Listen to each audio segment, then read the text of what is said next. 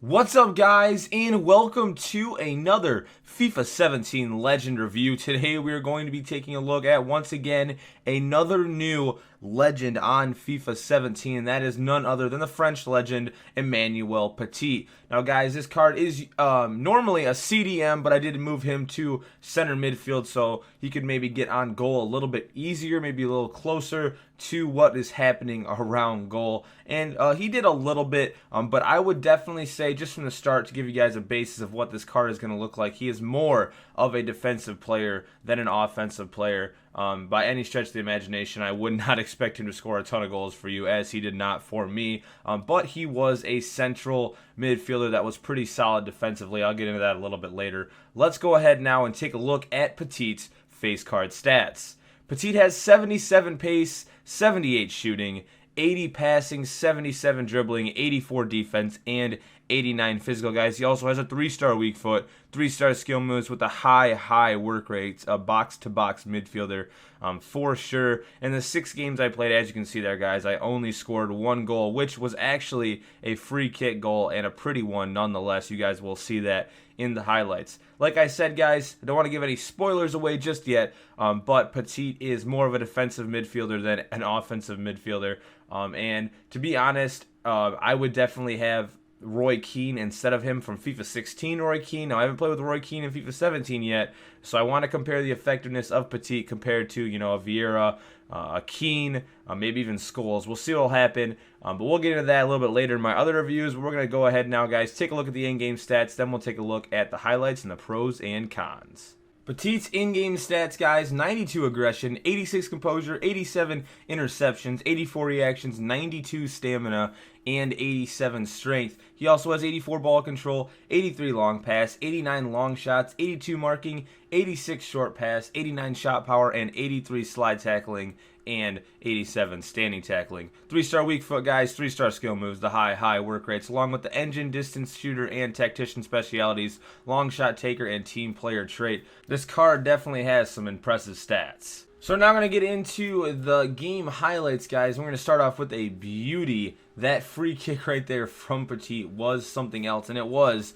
the only goal that I did score with him, which was a little depressing or disheartening, but it was a pretty one nonetheless. Let's go ahead now, guys, talk about his pros.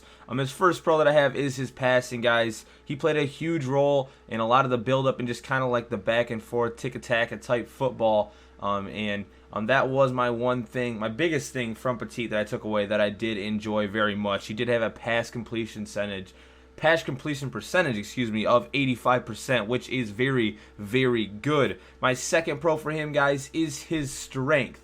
Petit is very strong, as you want your central midfielders and center defensive mids to be, so that is definitely a pro. He uses the left trigger and abuses it pretty well. I've found that works out for me a lot in this game, and I'm going to continue to use it, so having strong players is definitely vital for my type of gameplay. To go along with his strength, guys, he actually has very good tackling, another thing that you want for a center defensive midfielder, and like that right there, Petit intercepts the ball very well, and he is just very good at holding defenders off the ball, getting defenders off the ball, and tackling, as he did have a 86% tackles win percentage. Now let's get into the cons, guys. I do have two, and they are closely related, and that is agility and movement. For his high work rates, guys, I really didn't find him going back and forth that much. He kind of stayed more central, which was interesting to me. And on top of that, he isn't very agile, which was kind of annoying to me. I like all my players to be agile. He felt a little blocky, if that makes sense. And that is the one thing that I did not like. The two things that I did not like about Emmanuel Petit's card, and I thought it was vital for success, and some of the success he didn't have was because of these two cons. Let's go ahead now and take a look at the overall summary. As you guys can see there, out of a 10 scale rating, I've given him a pretty low rating, actually, of 8.3 out of 10. Now, we're definitely going to see how he ranks up against the other central midfielders and center defensive midfielders, whether that be Roy Keane, Patrick Vieira, Gattuso, Paul Scholes. We're definitely going to go ahead, and Verón, too. I forgot about him. We're going to go ahead and take a look at those guys and compare him to this card. As you can see, the pros and cons are listed, as well as the stats that I had in the games played. I hope you guys enjoyed this review. I hope it gave you some insight on Petit. He is actually a hyped up player by a lot of guys playing Foot Champs and big YouTubers. He has a pretty heavy price tag of around 850K. I got him for 817 and sold him for like 870. So he is expensive. Check out this review. I hope it helped you out and gave you some insight on him. Let me know down in the comments who you guys want me to do next. I am trying to get to the guys. I've just been very, very busy, but I am going to try to do every legend once again this FIFA. As always, feedback is appreciated. If you guys are feeling crazy, hit that like or subscribe button. I appreciate you checking out this review, guys. And until next time, I will talk to you later.